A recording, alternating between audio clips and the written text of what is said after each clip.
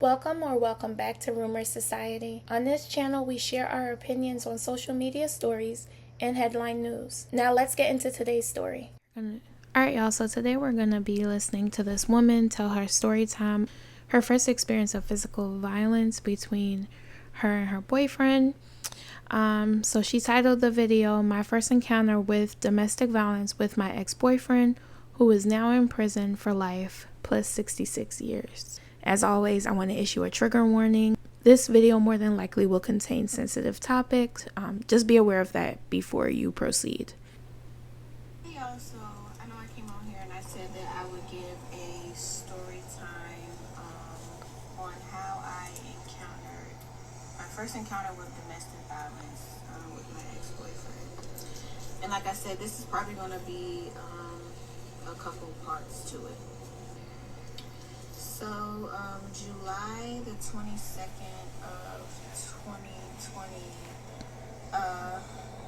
my then, ex-boyfriend, we went to DC to basically celebrate his birthday. We were just gonna, go to a bar and go out for the night or whatever, so.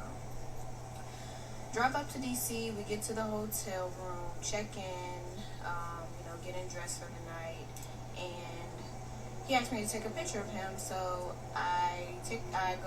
we step in the hallway to take the picture, and I saw a female come across his screen. So I take the picture. Then when we get back into the hotel room, I confronted him about it. I asked him, who is this? Is what you're doing? All of those things. So then it just starts like a big argument. He's screaming and hollering. I'm arguing back with him. He's basically trying to, flip it back on me and accuse me of, whatever you want to call it. Accuse you of what? So again, we're still going back and forth, and he throws a chair at me. And at that moment, I was like, you know what? I'm ready to go. So I packed my stuff. We both walk downstairs.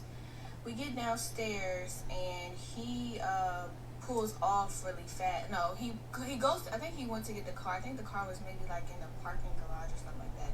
So he goes to get the car, or he pulls off. I don't know, one of those.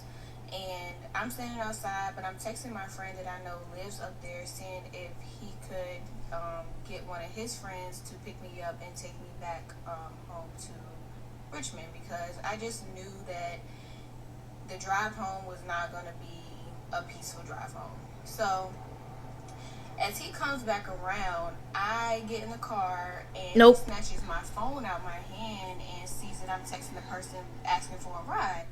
I'm gonna pause her. You just threw a chair at me. The last thing I'm doing is getting in the car with you. Are you nuts? He threw that chair not caring where it landed. He probably was hoping to knock her out. Why would you get in the car with him? I'm just trying to understand. I do get that they were out of town. Obviously, she had no other way home, but anything would have been better than getting in the car with this man. Hey, if you're enjoying the video so far and you would love to see more content like this, please consider subscribing and leaving a like to rate the video. And he just flips shit. He is cussing me out. He is calling me names. He starts to hit me, screaming at me, just calling me a B word, and just, so many degrading things. He's punching me in my face at this point, punching me in my eyes. At one point, he tried to poke my eyes out. Wow. He's pulling my hair, scratching my neck, just all of that. So I'm rolling the window down, trying to scream out the window, because people are walking down the street, and I'm trying to scream out the window, and he's like, roll the window up, and punching me as I'm trying to, roll the window down. So eventually he's able to roll the window up, and he locks it.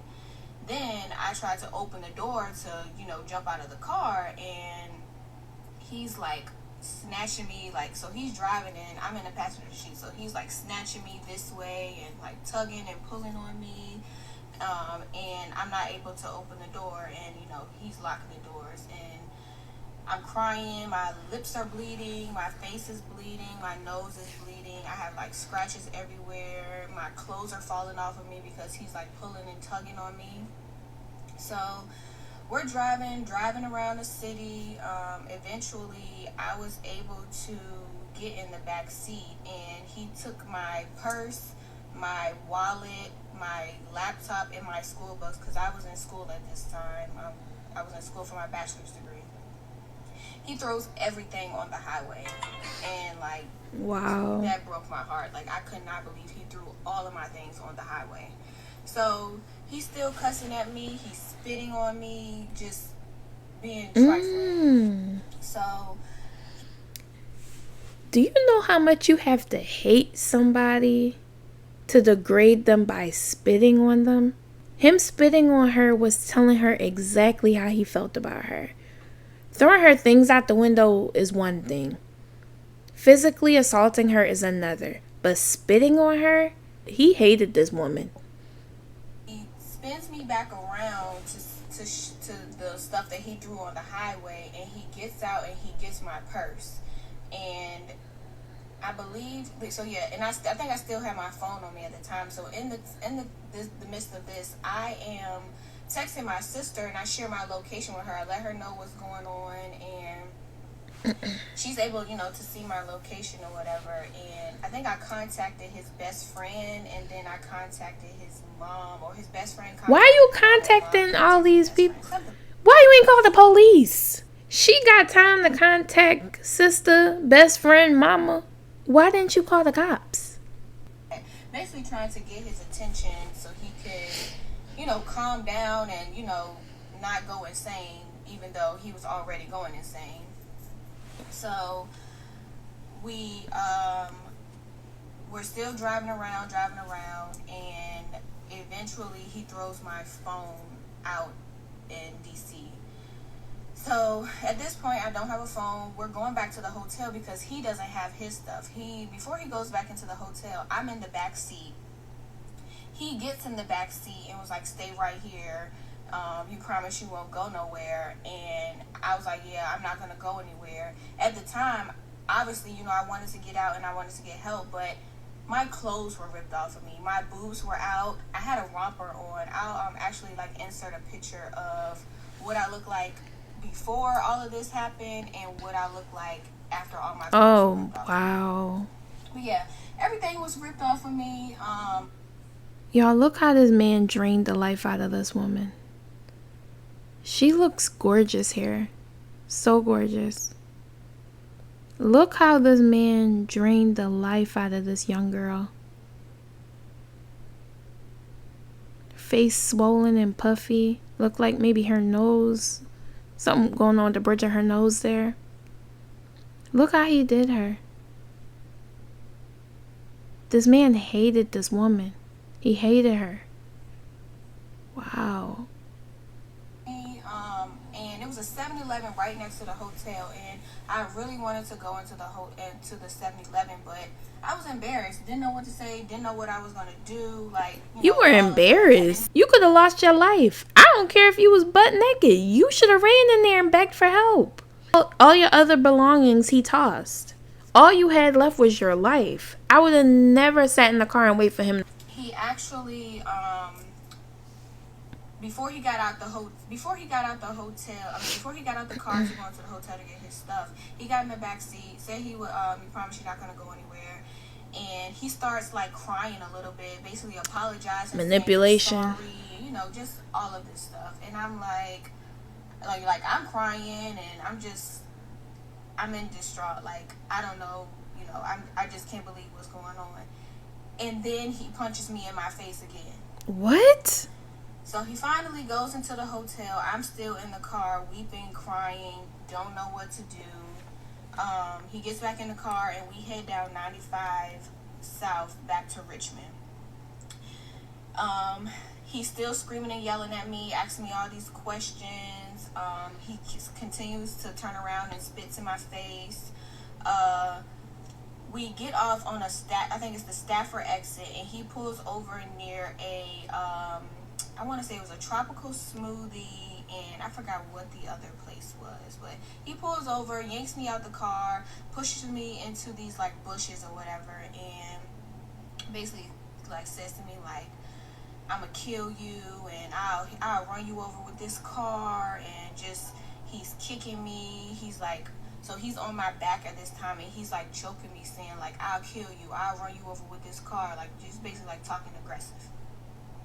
So I'm actually stopping right here, and then y'all can meet me at part 2. Hey y'all, so Wow. Let's get into part 2. Hey y'all, so this is part 2 on my first encounter with domestic violence with my ex-boyfriend that is now in prison for life plus 66 years. So, we get back in the car from the Stafford exit, and he finally drops me off at my home, basically like in the middle of the road at my home. And I forgot to add that when he took me back around to like show me all the stuff that he threw on the highway, I was able to, he got my purse because my purse had my keys in it. So when he dropped me off at home, I went in the house, put some different clothes on. I didn't have a phone, so I couldn't call anybody, and the closest person that I could get to was his mother's house. So I drove to his mother's house. I'm gonna stop her right here. Rang her door. I'm gonna stop her right here because that don't make sense to me. I understand she didn't have her phone, right? We get that. He tossed it out the window. You needed help. Why didn't you go to a neighbor? Why didn't you drive yourself to the hospital? Other than going to his mother's house, was there no friend, no other family member, anybody? Was there no one else to go to other than his mom? Why would you go to the mother of your abuser for help? I'm confused. Like, that doesn't make any sense to me. That would be the last place I'd go. Continue. This was like, maybe like 3, I don't know, 2 or 3 in the morning. I can't really remember the time, but it was the wee hours of the morning. I get to her house, and she looks at me. When she opened the door, she looks at me and damn near falls to her knees crying, like, because she can't believe what her son did to me. My face was so swollen. My lips were busted. I had 2 black eyes. My hair was all over the place. My hair was pulled out. I had so many like marks and scratches and like bruises on my neck. So she brings me in the house, trying to comfort me or whatever, so she says. And I then use her phone to call my sister. My sister, you know, she's asked me where I am. I told her where I am, and she sends her husband over to, you know, to come get me, to take me to the hospital or whatever. And at that time, my ex has finally pulled in the driveway of his mom's house, and he just sitting in the car looking pitiful as shit and basically thinking about, you know, the damage he has just done. Girl, he wasn't thinking about that. My brother-in-law finally gets to the house. He picks me up, and he's taking me to the hospital to, you know, like get checked out and everything. And as I'm leaving out the door, his mom says to me, "Please don't press charges. He didn't mean to do it." Oh my God. I can't say what I want to say because TikTok is going to flag this, but just know. At the time, I didn't understand, but as time went on, and what I know now and what I understand now, like, you are part of the reason your son is like this. So, my brother-in-law takes me to the hospital. You know, I get evaluated. I end up having to go to, I think it was Chippenham Hospital in south side of Richmond. And basically, state police, they met me at the hospital, and, you know, they did an investigation, evaluation, took pictures of my neck, took pictures of my, you know, my face and everything, all the bruises and marks I had on me. And basically, he was charged with strangulation and charged with assault. So, fast forward, I finally get discharged from the hospital, and he ends up turning himself in, I think, later that day or that following day, and he actually had to he was transported to jail in Stafford, Virginia for 7 days. He was in jail for 7 days, and after those 7 days, well, during those 7 days, his mom, she was contacting me, basically like checking on me and everything, and trying to figure out, like what went wrong, what happened. I mean, what went wrong? Apologizing, and just all of that stuff. But these mothers are a part of the problem. His mother know her son. She knows what type of demons he's battling. She knows what type of man she's raised. And that's why I said I don't get why she would have went to the mother. She can't help you. And we know this to be evident just by how before she even went to the hospital, the mother said, don't press charges, don't press charges. Don't press charges. Look at my face. Look what your child did to me. I wouldn't have been communicating with any of those people. And I'm gonna press charges. Like, what are you talking about? And I don't know how old this young lady was when the incident happened. You could just tell that she was young and she didn't know no better. I'm not doing this video for sympathy or anything. I'm basically just doing this to, one, share my story, get my voice heard, and to basically let other women know that, domestic violence is real and you're not alone in this situation. Like, you will really be surprised of what someone is going through behind closed doors. So yeah, I'll see you guys in part 3. All right, y'all. So we are at her part 3. We're going to take a listen. The story is crazy, y'all. With domestic violence with my ex-boyfriend. So, I left off with, he went to jail for 7 days, and, his mom was reaching out to me, trying to check on me, all of that stuff. So, finally, he was granted bond, and a restraining order was basically, put out on him. So, no contact, none of that stuff. So once he gets out, I get a phone call from a private number, and it's him. Basically, he calls me to apologize, continues to tell me he's sorry, and, he'll never do that again, and he hopes that, I forgive him, and yada, yada, yada, just, going down this hole of nothing, basically. And, as time goes on, we do continue to talk a little bit. It's still rocky. It's still, it's still a lot going on. He's still trying to apologize, and he had the nerve to tell me, I feel like Chris Brown in this situation. Like a hot ass mess. So, like I said, as time goes on, he's still, trying to butter me up and trying to buy me all these things and send me gifts and all of that. And he's starting to get mail from the court basically saying that, he needs to appear in court for these charges, and same as me. And he calls me one day before he had to go up to court and was like, I hope you're not showing up to court. I have kids. I'm the only provider for my kids.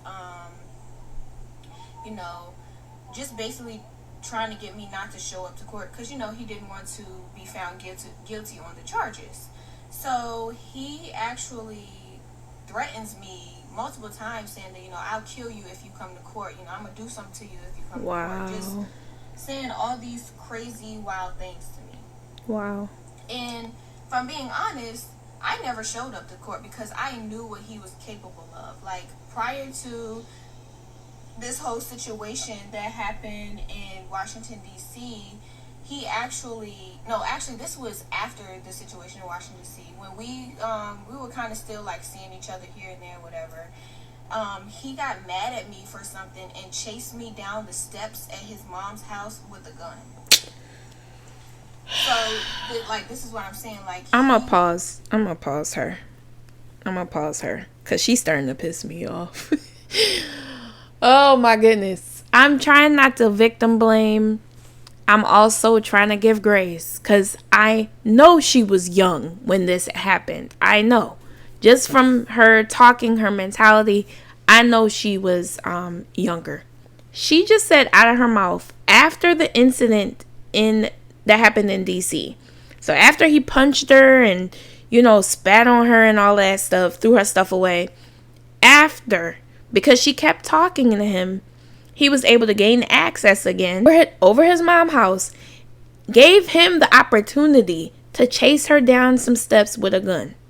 Ma'am, are you kidding me? That's why he felt comfortable leaving those threats, talking about something, if you show up tomorrow, I'm going to do something to you. You gave him access back to you. The fact that he felt comfortable doing that at his mother's house tells me all I need to know. I'm sorry. When men come out this way, you got to take a look at the family. You got to take a look at where they come from. Even when the incident happened, you still didn't show up to court?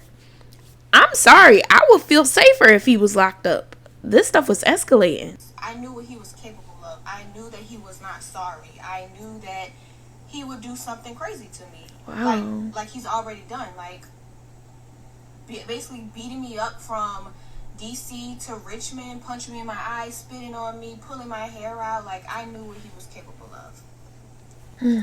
So, yeah. Basically, was just threatening me, trying not to get me to come to court. And a year and maybe a month later, no, actually not even a year later, maybe about 10 months later, that's when I encountered my second domestic violence situation with him, where he shot me 4 times, stabbed me multiple times in my head and my neck, and killed my friend that was with me. And that's going to be a separate story time. So I'm going to end this one right here. This is a trigger warning. I probably should have said that in the beginning, but if you made it this far, I appreciate you. I hope this helps you. Send it to a friend, send it to someone that you know is going through, a domestic violence situation. I'm always happy to share my story. I'm always happy to help anyone that I can. And,